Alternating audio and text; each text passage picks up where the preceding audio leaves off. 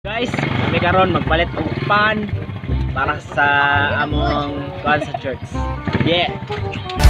When my mind says I'm not good enough, God, you're enough for me. Yeah. I've decided I'm not giving up, 'cause you won't give up on me. You won't give up on me. Your love is holding on and it won't let go. Tara! Go, go! Ano yung bagay? Ulit ha? Ay, grabe yung gata eh.